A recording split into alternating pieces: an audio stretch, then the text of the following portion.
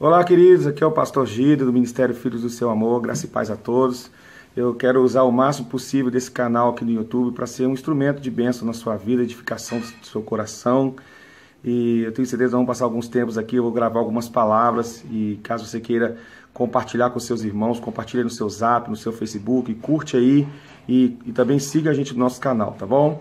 Hoje eu queria falar sobre um princípio importante na nossa vida cristã e eu queria ler um texto com vocês que está em Marcos capítulo 12, do 28 até o 31. Marcos 12, do 28 ao 31, tá bom? Ele diz assim: um dos mestres da lei achegou-se e os ouviu argumentando. Ao constatar como Jesus lhes houvera respondido esplendidamente, perguntou-lhe: de todos os mandamentos, qual é o mais importante?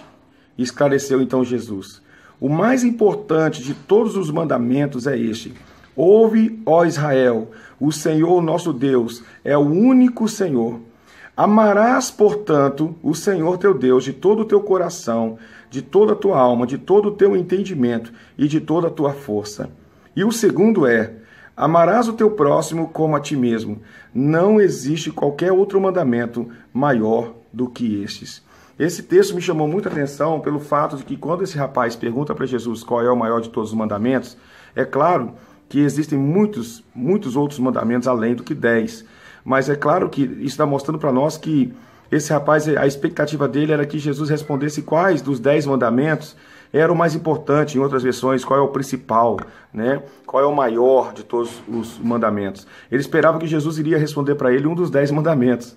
Mas é interessante como Jesus responde, porque ele usa as mesmas palavras que Moisés usou em Deuteronômio capítulo 6. Né? Jesus usou essas palavras para responder a sua pergunta: qual é o principal, qual é o maior ou qual é o mais importante. Agora é interessante que, fazendo aqui um breve relato da história, o povo de Israel saiu do Egito no livro de Êxodo, né? E ali Deus então entrega para eles as tábuas da lei, faz uma aliança, a aliança mosaica, está tudo relacionado ali no livro de Êxodo. E é interessante que em Êxodo capítulo 20 você tem os 10 mandamentos. Só que depois desse momento, 3 meses depois ali que eles saíram do Egito, eles são levados à terra que mana leite e mel, ali na fronteira, e o Moisés envia os espias e somente 2 deles não se acovardaram, Josué e Caleb. Nós conhecemos a história, né? Nós temos o livro de Êxodo. Quando Deus estabelece a tenda da congregação, Deus então entrega o livro de Levíticos, né? Nesse contexto histórico aí. E é interessante o livro de Levíticos, que ele começa dizendo que o Senhor chamou Moisés da tenda da congregação. Ou seja, depois de estabelecer um lugar para Deus, Deus desce do Monte Horebe, onde ele conversava com Moisés, e agora a conversa entre eles é no meio do povo, né? Deus falou para eles: ó, eu vou habitar no meio de vocês e tal. E nós temos o livro de Levíticos. Depois do livro de Levíticos, nós temos o livro de Números. E o livro de Números, ele começa exatamente nesse momento em que os 12 espias voltam, né? Somente 2 não se acovardaram.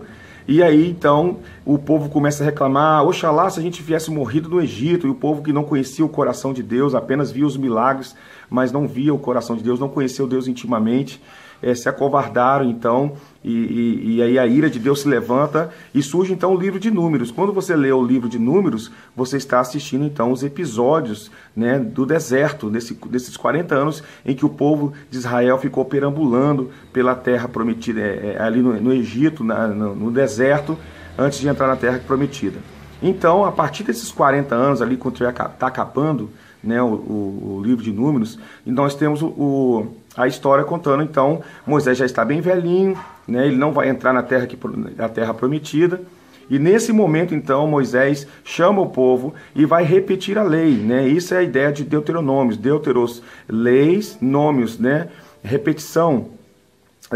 Deutero é repetição, né? Repetir, nômios, lei. Ele vai repetir a lei para eles. Então, quando você lê o livro de Deuteronômios, você está vendo, é como se fossem os 10 mandamentos mais aplicados no dia a dia do povo, né? E em Deuteronômios capítulo 6, então, Moisés cita os mandamentos de uma forma totalmente diferente, que é de Êxodo capítulo 20. Existe uma diferença de Êxodo capítulo 20 para Deuteronômios capítulo 6. E é interessante que no livro de Deuteronômios você encontra essa palavra de uma forma muito forte, mas no Êxodo capítulo 20, quando é citado os 10 mandamentos, você não vê em nenhum momento essa palavra. Parece que Moisés aprendeu um princípio importante no reino de Deus, no deserto da sua vida. Se você ler o livro de Deuteronômio, capítulo 8, você vai ver como Deus falou com eles: olha, eu humilhei vocês, eu deixei vocês passarem fome, tudo para vocês saberem o que está no coração. Né? Deus testando o coração, provando o coração e ensinando princípios e valores ali no deserto. No deserto é um lugar onde a gente aprende muita coisa com Deus, é a escola do Espírito Santo, não é verdade? E nesse momento, Moisés aplica então uma palavra que você não encontra nos 10 mandamentos de Êxodo 20, mas nas páginas de Deuteronômio você encontra. Né? O Deuteronômio tem muita cara do Novo Testamento. Deuteronômio fala, por exemplo, da circuncisão do coração, aquilo que Paulo extraiu do Antigo Testamento como verdade espiritual. Ele diz: a verdadeira circuncisão é a que vem do coração. Então você encontra já essas verdades bem estilo do Novo Testamento já no livro do Deuteronômio, que é o 5º livro do Pentateuco da Torá.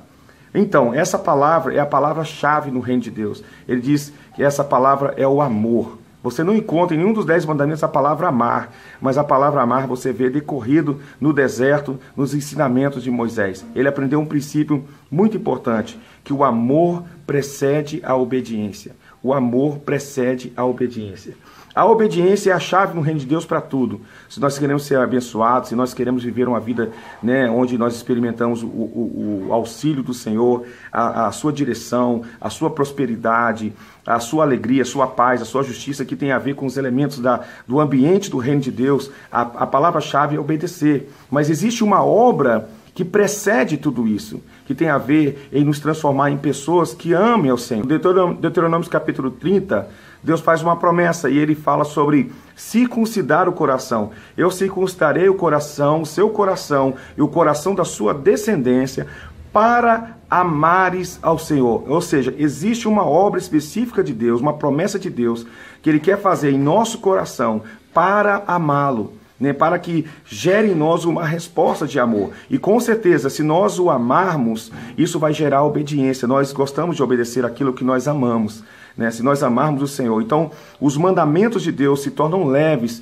quando nós estamos amando Ele. Os mandamentos, ser crente, ser cristão, né, tem tantas regras que nós precisamos viver, nós temos que manter, a luta contra a carne, por exemplo. Tudo isso fica muito mais fácil quando nós estamos amando o Senhor. Concorda?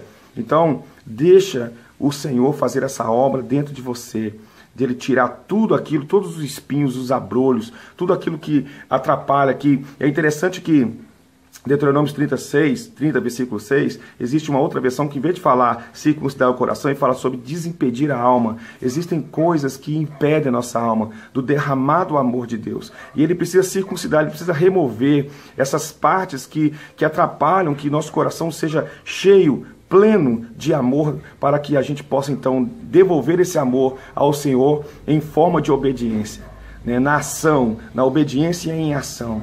Que Deus abençoe você, deixe o Senhor curar seu coração, aceite os confrontos, aceite o discipulado, aceite os conselhos, tenha um coração ensinável, porque esse é o segredo do reino de Deus. Deixa Deus, à medida que você se permitir ser tratado, ser curado, o Senhor vai derramando mais ainda amor dentro de você, para que você possa dar uma resposta de amor através da sua obediência. E com certeza essa obediência será a chave para que o reino de Deus então se abra, se deslumbre nos seus olhos se abram, o véu do coração se rasgue e você passa a ver então a glória de Deus. O seu coração entra na frequência do coração de Deus. E é a partir daí que você começa a perceber o Senhor em todos os momentos da sua vida, em cada minuto, e você pode sentir a presença dele além das 4 paredes da sua congregação nos domingos. Você pode sentir a presença dele na sua casa, no seu quarto, na rua, no trabalho, e você então passa a ver a glória de Deus na sua vida. Então não se feche, não fuja, tá? Esteja com as pessoas que você ama, as pessoas que são de Deus, que te ajudam, que te aconselham. Valorize essas pessoas que falem a verdade para você. Nós vivemos num mundo, né, onde as pessoas acabam sendo compradas pelo aquilo que nós temos, que possuímos. Então as pessoas ficam com medo de falar a verdade para nós. Então, quando nós encontramos amigos que falam a verdade para nós temos que valorizar. Hoje está muito difícil. Então, ouça o Espírito Santo, ouça o Senhor e se permita ser tratado, ser confrontado pelo Espírito Santo, porque isso vai gerar amor, uma resposta para Deus, e isso vai ativar uma obediência. A Bíblia fala assim, Jesus falou assim: aquele que tem os meus mandamentos e os guarda, esse é o que me ama, e aquele que me ama será amado de meu Pai, e eu também o amarei e me manifestarei a ele. Deus abençoe você. A paz.